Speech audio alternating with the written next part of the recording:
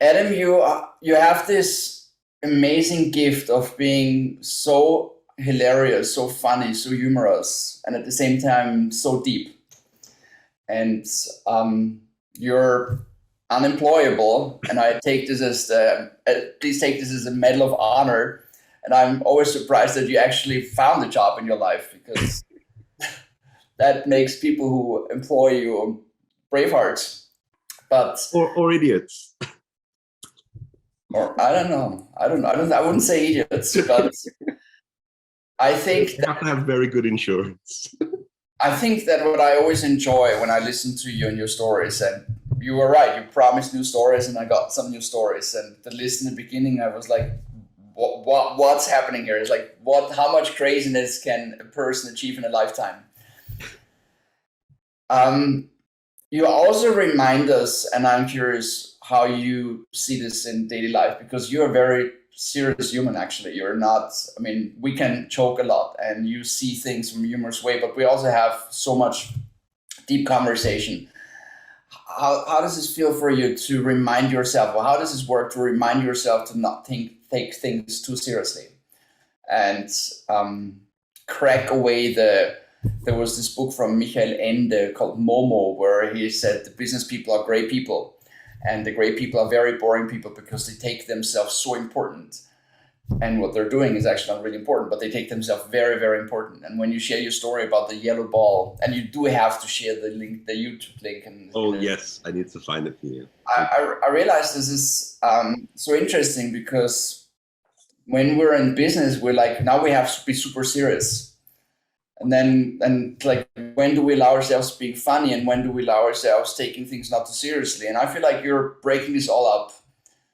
And I'm curious, how does this feel for you when you're in this moment of, all right, this is intense and I'm reinventing myself again, but I'm here to entertain people, and cracking up the concepts of everything is so serious. So it's not really a question, it's more of an open thought, but I'm curious what you think about it. That's often been a challenge, because you're right in that some people separate out fun and seriousness, and that's fine, because for a lot of people that makes logic. Just like some people separate out art and science. But I've always found that the two go together. And as I mentioned, my first job was in a circus. And I don't know if you've ever watched clowns work. I don't mean watching clowns for the entertainment value, because sometimes people think clowns are quite freaky. But if you watch what a clown does and what it means to be a clown, on the one hand, it's the most funny thing. But on the other hand, it's the most serious and ancient of art forms. And so I really enjoy that, because in most serious situations, the clown is the only one that can tell the truth.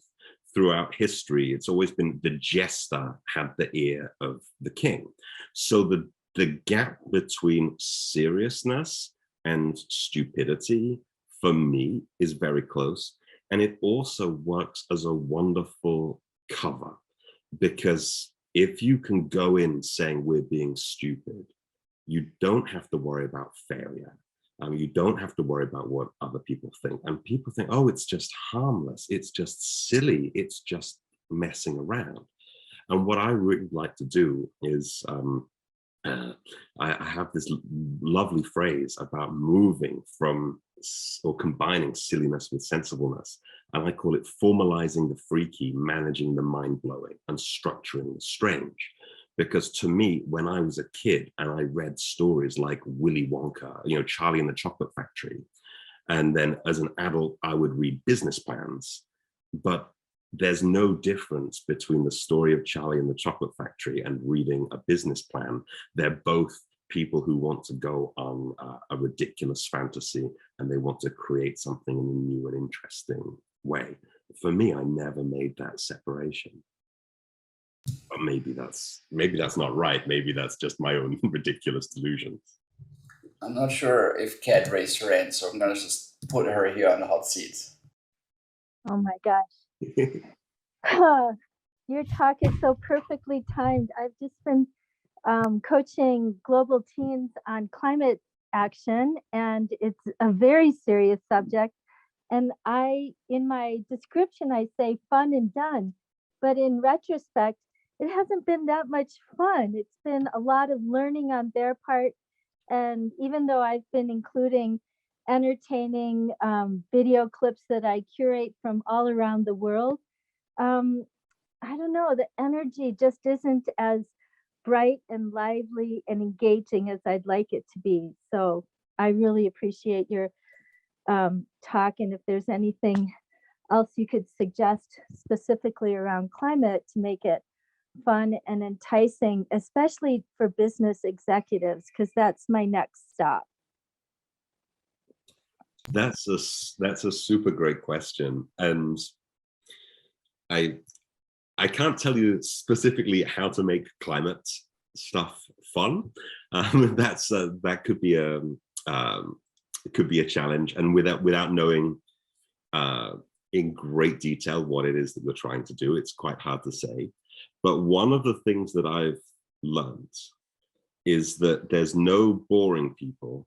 It's all about perception, because I have talked to accountants, and I think that accountants are the most boring people in the universe. Sorry, accountants. But they will tell me, if I go to an accountants convention, you'd think you'd see 1,000 boring people, but what you actually see is 1,000 people who are super interesting in their own little way.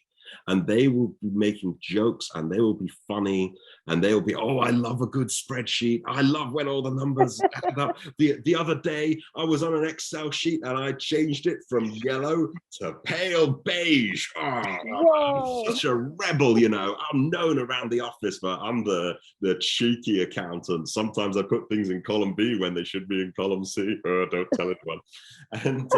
And for them, they're having the most wonderful time. So fun doesn't look the same for everybody. If you can find out what's fun for them, and if they're enjoying what they're doing, then that's wonderful. And I think realistically, when it comes to fun, I think the most fun thing that you can do is give everybody this get out of jail free card, because so many people have experienced fun in a different way. It's perfectly fine to let them leave.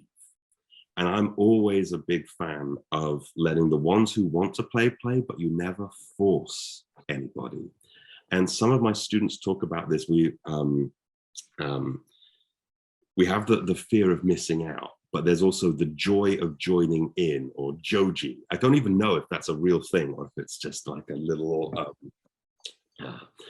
I need to Google that, because I should trademark that if that's not a thing. It sounds like it should be a thing. The joy of jumping.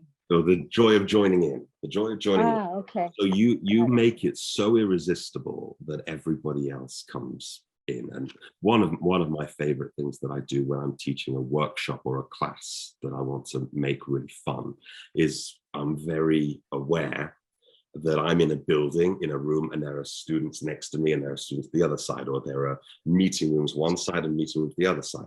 So what I like to do is, if I'm making the first thing that I'll do is I'll get everybody to make as much noise as possible and bang on the desks and shout and scream and keep on doing it until someone from outside opens the door and looks in.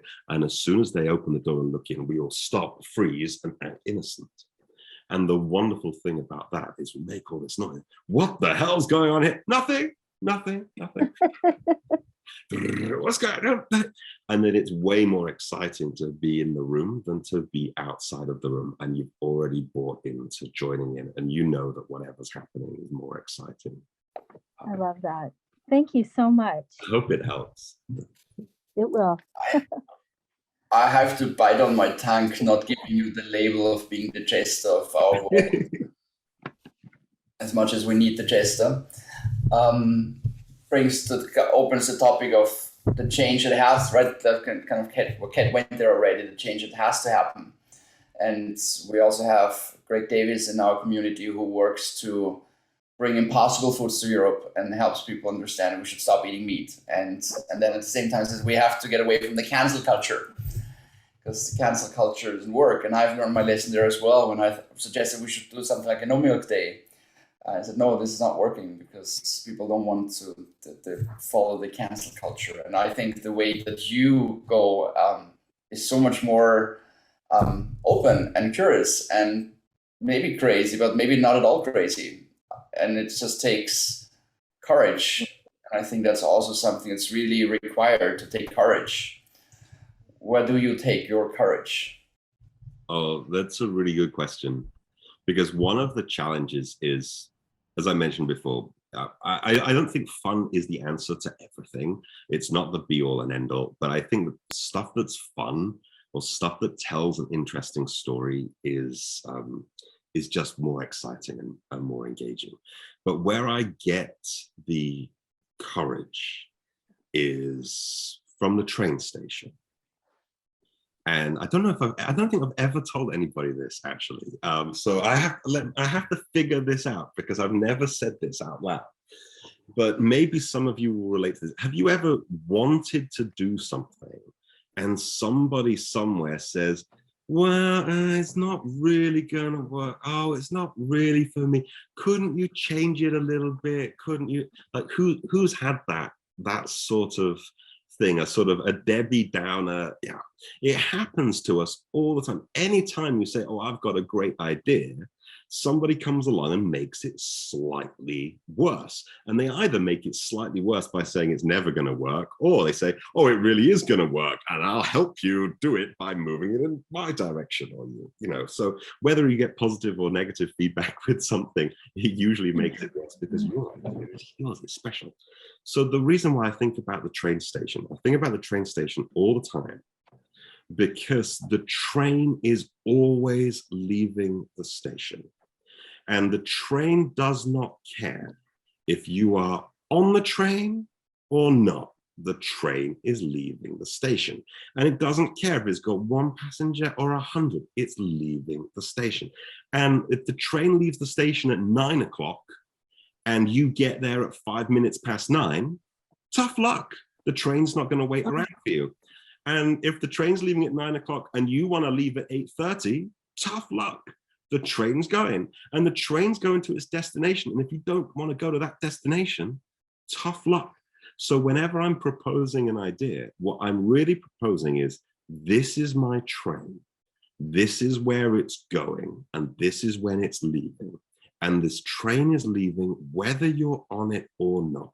So you can join this train, or you can sit at the station and wait for something else. But the train is always leaving the station. And that's always been something that's sort of the metaphor behind whatever I do. If I'm deciding, okay, this is my destination, this is my direction, this is what I'm going in. You want to join me, you can join me, we'll have fun along the way. If you don't buy a ticket, it's okay. I love this so much. When you started with the train, I thought like you would go in a direction of, there's the train, you can either hop on or not, and it's your own decision. But the twist that you are the train and the others can either hop on or not makes a huge difference. Yeah. And I really want to thank you for that. If they don't like it, they can make their own train. They can go their own way. That's fine. You know, no problem, no disaster.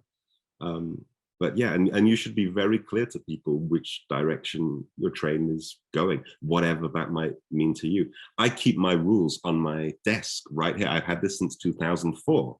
And this is like my rules of where I'm going. So if anybody comes with a job or a project or something, this is what I've got. And the first one is play, happiness, fun, love, and enjoyment above all. That's number one.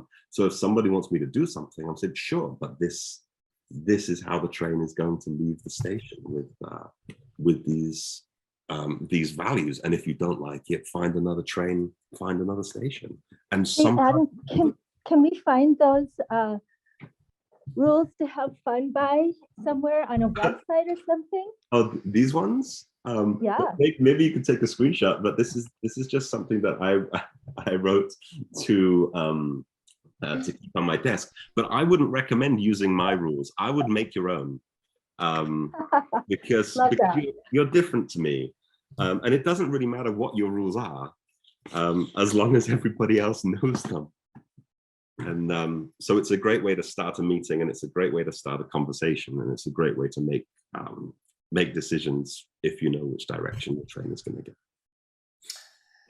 And we've surpassed the top of the hour, and also want to respect everyone's time, although I feel like we could spend another hour together. And I really like this idea of I am the train and you can hop on and hop off if you don't like it. And I also really like the idea of make your own rules and put them on paper and look at them, because I think we all have our own rules. But we bend them. We're like, all right, not today. I have my rules, but no, tomorrow I'll go back to my rules. But we follow somebody else's rules. And the nice thing with your own rules is if you don't like them, you just change them to something that works for you. Yeah. they're the least hard and fast rules you could ever imagine when they're your own. Did you have to change them a lot for yourself? Actually, I tried to make sort of rules, or well, not really rules, they're more like values for all kinds of different areas in my life. It was way easier for work than anything else, because you can make rules for your, or guidelines or values for your relationship, or for your family, or for your community, or for your spirituality, whatever it is. But it's way easier for work. Relationship wise, I still struggle. I don't know what the rules are with that at all, I'll be honest.